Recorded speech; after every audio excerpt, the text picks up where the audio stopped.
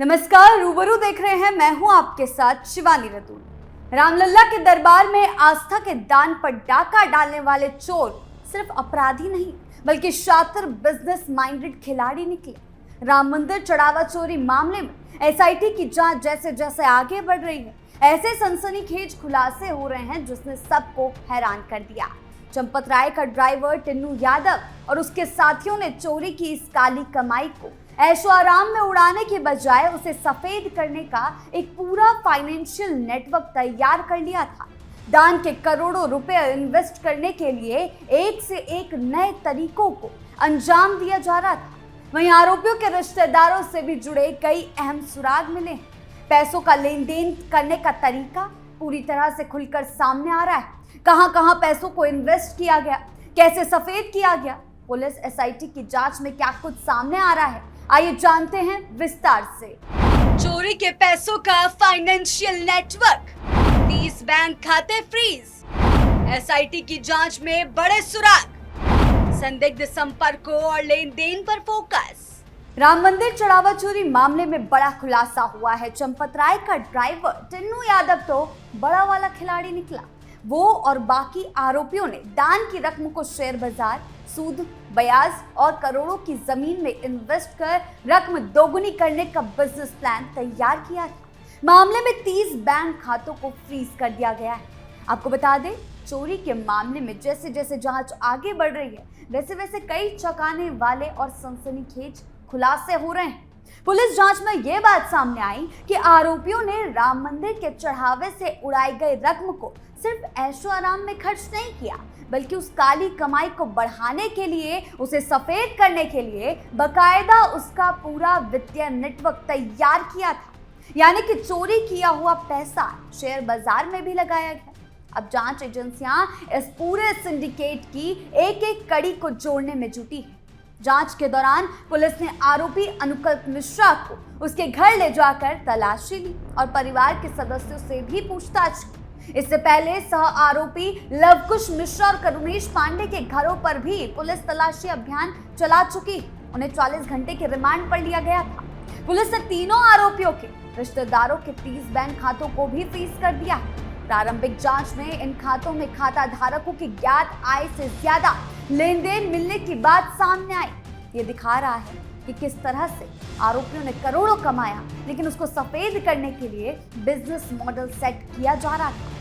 Police सूत्रों के अनुसार पूछताछ के दौरान आरोपियों के मोबाइल फोन, आपसी बातचीत, कॉल डिटेल, वित्तीय लेन देन और कॉन्टैक्ट्स की गहन पड़ताल में कई अहम जानकारियां मिली। जांच में यह भी सामने आया कि आरोपियों के कॉन्टैक्ट केवल सामान्य लोगों तक नहीं थे, कई प्रभावशाली व्यक्तियों से भी उनके व्यवसायिक संबंध थे। पुलिस ये भी पता लगा रही है कि किन किन लोगों की सलाह पर चोरी की रकम अलग अलग कारोबारों में निवेश की गई। कुछ नेताओं के साथ व्यापारिक संबंध का पता चला है।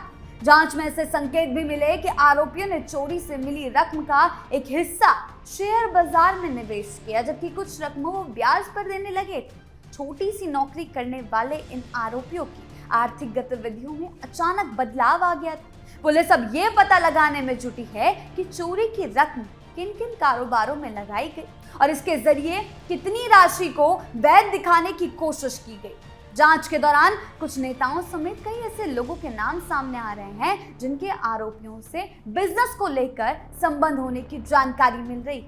पुलिस ऐसे सभी संदिग्ध संपर्कों और वित्तीय लेन देन की कड़ियां जोड़ रही।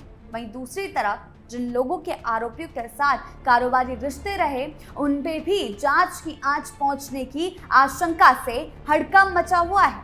फिलहाल पुलिस चोरी की रकम के पूरे नेटवर्क को खंगालने में जुटी है। जांच का फोकस इस बात पर है कि रकम कहां-कहां डाइवर्ट की गई, किन लोगों तक पहुंची और क्या इस पूरे मामले में बाकी लोग शामिल थे।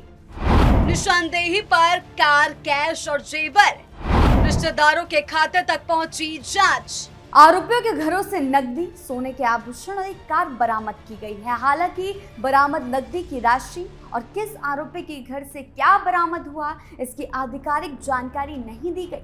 पूछताछ में अनुकल्प मिश्रा और सह आरोपी अविनाश ने कथित तौर पर स्वीकार किया कि चोरी की रकम शेयर बाजार में लगाई गई, ब्याज पर भी चलाई गई।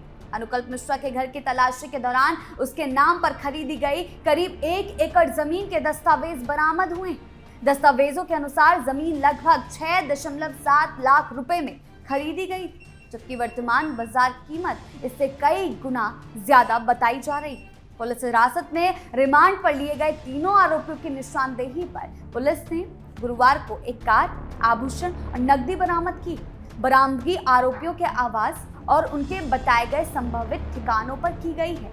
छापेमारी के दौरान इससे पहले अनुकल्प मिश्रा, लवकुश मिश्रा, करुणेश पांडे को पुलिस ने 40 घंटे की कस्टडी रिमांड पर लेकर पूछताछ की। इस दौरान पुलिस तीनों आरोपियों को लेकर उनके घर पहुंची। इसके अलावा पुलिस ने उन जगहों पर भी छापेमारी की जहां आरोपियों के चोरी की रकम या अन्य सबूत छिपाए जाने की आशंका थी। साइबर सेल ने इससे पहले तीनों आरोपियों की करीब 1 साल की मोबाइल चैट खंगालकर उसकी जानकारी ली। इन चैट से करीब 2 करोड़ रुपए की चोरी से जुड़े बड़े सबूत सामने आए थे। पूछताछ के दौरान यही चैट आरोपियों के सामने रखी गई। एक बिंदु पर सभी से जवाब मांगा गया। इसके साथ ही पुलिस ने सीसीटीवी फुटेज भी आरोपियों को दिखाए, जिनमें कथित तौर पर चढ़ावा चोरी की पूरी कार्यप्रणाली दर्ज है। चैट और सीसीटीवी फुटेज के आधार पर पुलिस ने चोरी की रकम का आकलन किया और उसी के आधार पर आरोपियों से पूछताछ की गई। सूत्रों के अनुसार पूछताछ के दौरान तीनों आरोपियों ने ऐसे कई खुलासे किए जिनसे जांच का दायरा और ज्यादा बढ़ सकता है। इन बयानों के आधार पर पुलिस अब सबूतों को खंगाल रही है। जिन लोगों के नाम पूछताछ के दौरान सामने आए या जिनकी भूमिका संदिग्ध बताई गई, उनसे भी पूछताछ की गई। अब बरामदगी और डिजिटल सबूतों के आधार पर चढ़ावा चोरी की पूरी श्रृंखला को जोड़ने में मदद मिली। पुलिस अब ये पता लगाने में जुटी है कि चोरी की रकम कहां-कहां खर्च की गई, किन लोगों को उसका फायदा मिला और क्या इस पूरे मामले में और लोग शामिल थे। जून के पहले हफ्ते में राम मंदिर में चढ़ावे की गिनती में जो अनियमितताएं सामने आई, जो विवाद चल रहा है, ट्रस्ट की सिफारिश पर उत्तर प्रदेश सरकार ने एसआईटी गठित की थी। एसआईटी की प्रारंभिक जांच में गबन के कई संकेत मिलने के बाद एफआईआर दर्ज हुई।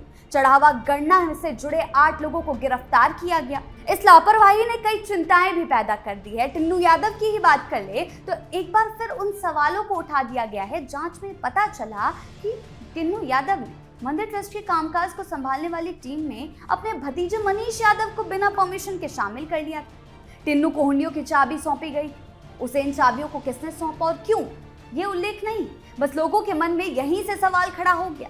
रामलला के दरबार में चढ़ावे की चोरी का मामला केवल गबन की जांच तक सीमित नहीं रहा, बल्कि जांच एजेंसियों के सामने ये पता लगाना सबसे बड़ी चुनौती बन गया है कि आखिर इस रकम का पूरा नेटवर्क कैसे तैयार किया गया, किन किन लोगों तक पैसा पहुंचा, उसे वैध दिखाने की कोशिश और भी ज्यादा किस स्तर तक की गई। एसआईटी लगातार डिजिटल साक्ष्यों, बैंक खातों, संपत्तियों और संदिग्ध लेन देन की कड़ियां जोड़ रही है। हालांकि जांच अभी जारी है और कई दावे पुलिस की पूछताछ और प्रारंभिक जांच पर आधारित है, जिनका अंतिम सत्यापन होना बाकी है। ऐसे में सभी की निगाहें एसआईटी की अंतिम रिपोर्ट और अदालत में पेश होने वाले साक्ष्यों पर, सबूतों पर टिकी हुई है, क्योंकि वही तय करेंगे कि इस पूरे मामले में असली साजिश कितनी बड़ी थी, कौन कौन जिम्मेदार था, क्या इन 8 लोगों के अलावा और कोई जिम्मेदार था। रामलला के श्रद्धालुओं की आस्था से जुड़े इस घोटाले में कानून किस तरह कार्रवाई करता है, ये देखने वाली बात होगी, क्योंकि लगातार एक्शन जारी है। एसआईटी टीम राम मंदिर में हुए दान चोरी केस की जांच में जुटी है। गहन जांच में अब तक कई बड़े खुलासे हुए।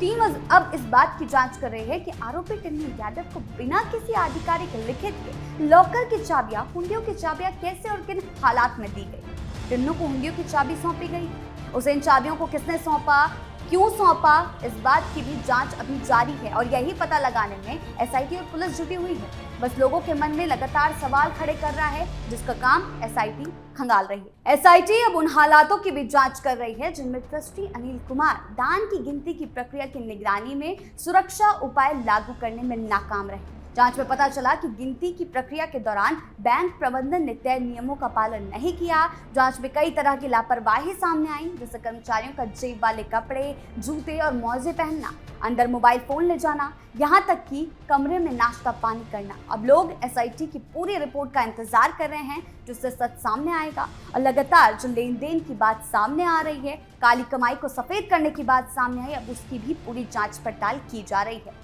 आपकी मामले को लेकर क्या राय है, हमें कमेंट सेक्शन में जरूर बताएं। धन्यवाद।